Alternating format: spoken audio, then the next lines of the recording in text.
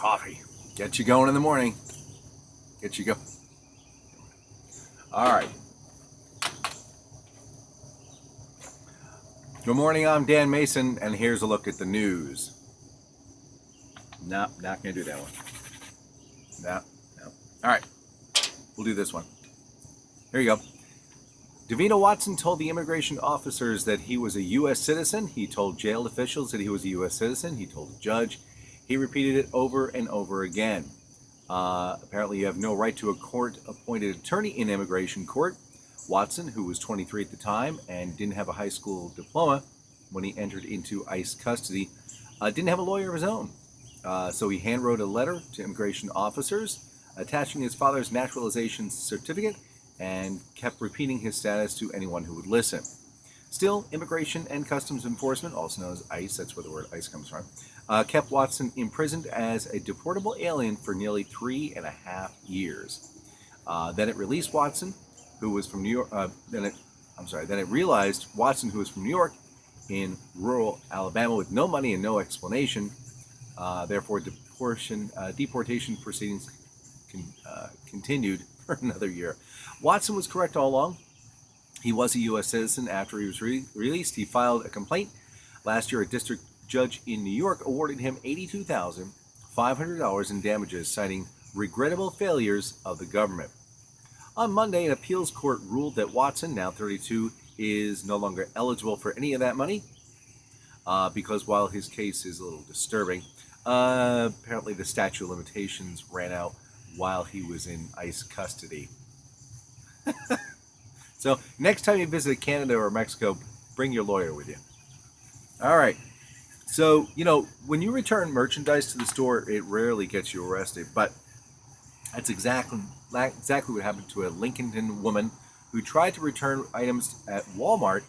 The problem is that Kimberly Fullerton McCabe's returns were stolen from the same store, according to the Lincolnton Police Department Facebook page. It's kind of creepy the police have Facebook pages, don't you think? Well, I'm not going there.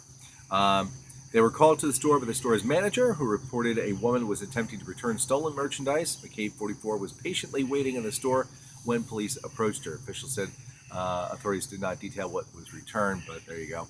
McCabe was charged with attempted felony, obtaining property by false pretense. Bond was set for $10,000. Kim, there are like 6 Walmarts in your town. You had to do that one. Let's see. Why do I want to do this story? I don't think you'll understand it. Nah, we'll skip that one too. Editing. Alrighty. Marijuana is legal in some capacity, whether medicinally or recreationally, in more than half the United States. But according to conservative columnist Ann Coulter, legalization of the plant is destroying the country. And what's worse, it makes people retarded.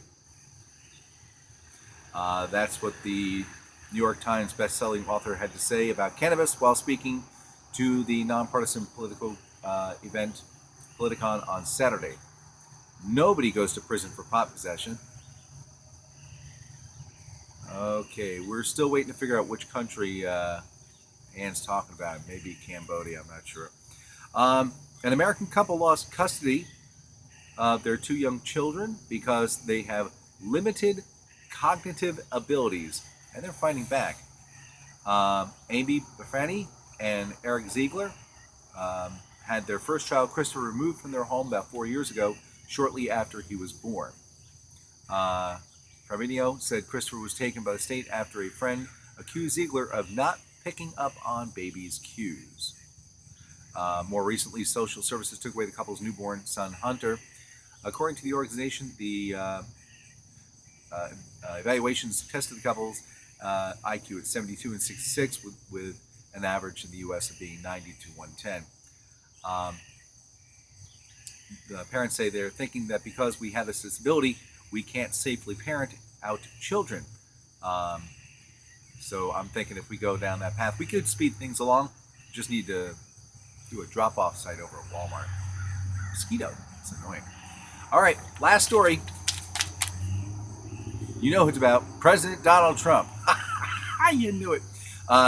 Said that the projected cost of the new Air Force One aircraft was too high. So, of course, he rejected the bid and told the U.S. to find a way to lower it.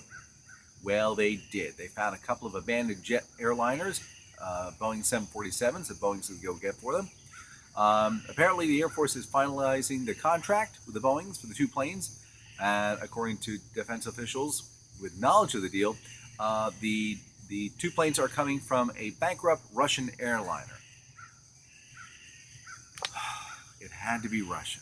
Oh my gosh. All right, well, that's it for the news for today, August 2nd, 2017. Thumbs up, subscribe, say nice things, and don't forget to share this, and we'll see you soon. Bye-bye.